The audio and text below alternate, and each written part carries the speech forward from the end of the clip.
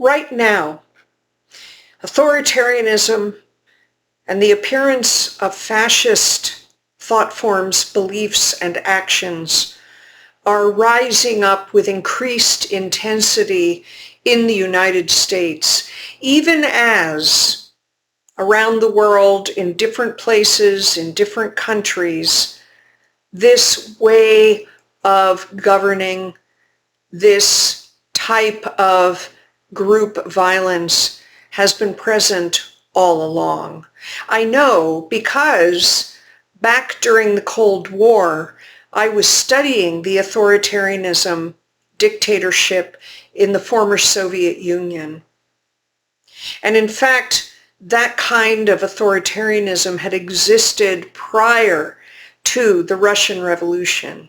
It was baked into the aristocracy and a feudal caste system in Russia and the areas around Russia that country controlled and influenced. And of course, we've seen it in many other places in the world in the 20th and 21st centuries. So in other words, it has been in the collective field of humanity's consciousness, this soul sickness that says that the only way a certain group of people can be safe is to target as lesser than, less deserving of life, of livelihood, of goodness and freedom, so that another group can harvest all the fruits, all the gifts that this world has to offer us, gifts of prosperity. So it is intense right now. I feel the intensity in myself, particularly because I live 10 minutes from the capital of the United States, from the White House. And for those of us who are energetically sensitive, we can feel the intensity of these times in the collective field. So here in the United States, the arising of authoritarianism and all the harms that are being perpetrated by these confused, sad people who are not yet awake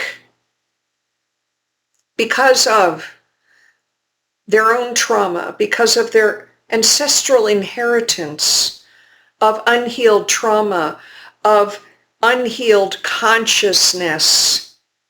And yes, this is true. This is true. And I hold this because we have to look at it within this framework. What generates the desire to control? Terror and fear. Terror and fear. A fear for personal safety. A fear of loss of control. A fear and a sense of grievance because our needs have not been met at all. So I stand here to say that it is so important to name this truth about the trauma base that is underneath all these harms. Now, I have recalled a lifetime in which I was a holy warrior, a French holy warrior, who killed, in the name of Christ, many people in what were then called the Holy Lands. And what I understood is that in the time that he lived, the historical time frame, in the in the sociocultural and political milieu that he was raised in, and in the religious establishment he was raised in, that he really believed he was doing good. And that is confusion. That is confusion. And it was confusion for me in that lifetime, that led me in that lifetime, as I was dying on a field of battle, to awaken to the horror that I had spread through my actions, thinking this is what Christ wanted me to do. Now, I would not do that in this life. In fact, I think in a way, as a result of his conversion experience, you might call it, as he died, that I came into this life with a completely different mission, a completely different understanding. And that understanding was fundamentally for him that Jesus wanted him to love, not to kill. That Jesus wanted him to love humanity with all of our differences, not to kill. And yet his belief was that his love of Jesus, his love of his religion, and the way he'd been told that this was the only belief that human beings should have, led him out of this love to do something horrible. And then he realized that that was a moral wrong, that that was not what the Jesus that he prayed to wanted of him or of us. So perhaps I came into this life with a different moral compass, still spiritual, still as a child, feeling very connected to Jesus, even though I no longer believed in the ideological and institutional trappings around him and his message of love. It caused me to come into this life to be, in a sense, a spiritual light worker, a spiritual warrior for peace, a spiritual warrior for compassion and love. Because yes, I have a strong warrior energy within me. I am, in a way, a fighter. First, I had to fight for my own freedom, my own equanimity, my own healing from trauma in childhood and into adulthood, from complex relational trauma. And also just in my spirit, the way I feel so fiercely about the need for us to love one another and to have our actions first and foremost be tested on the ground of love.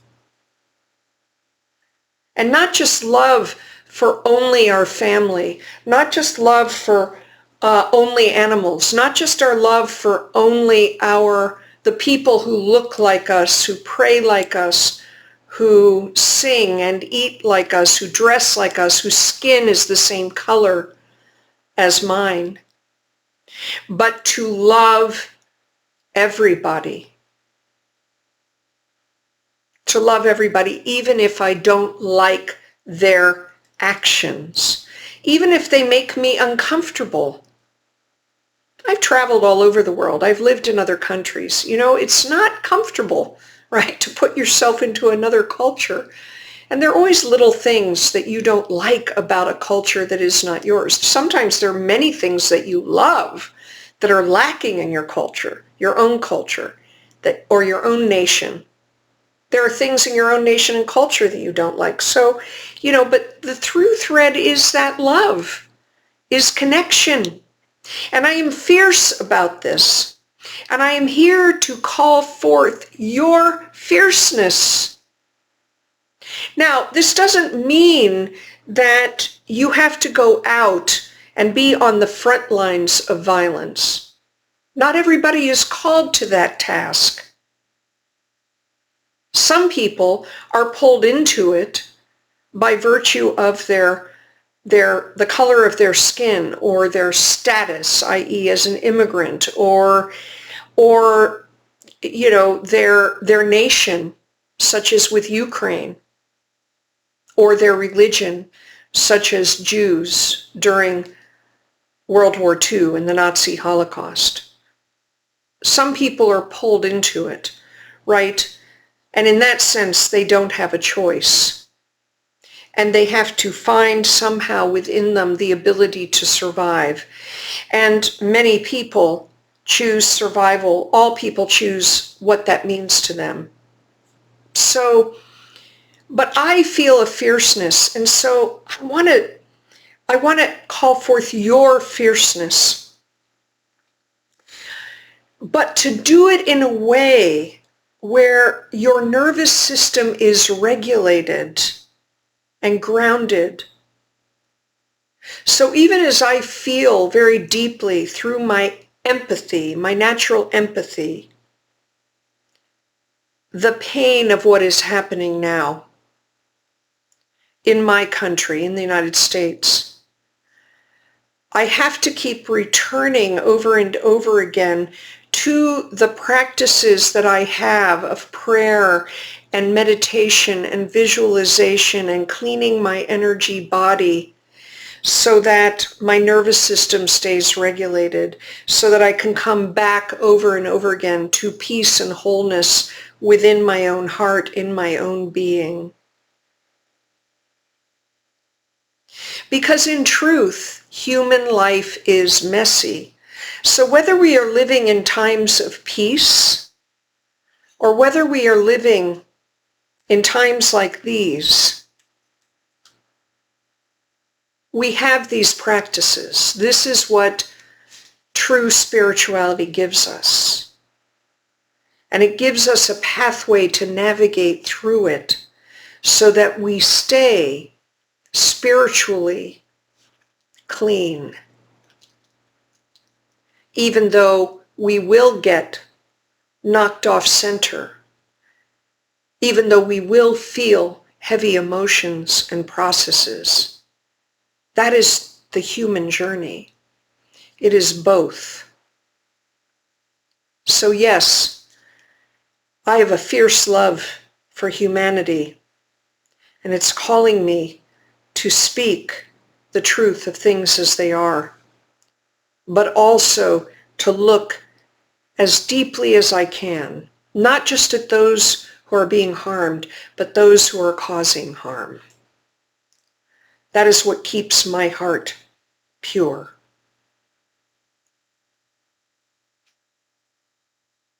So, let's go. Let's do this work of love light together. There's no time to lose.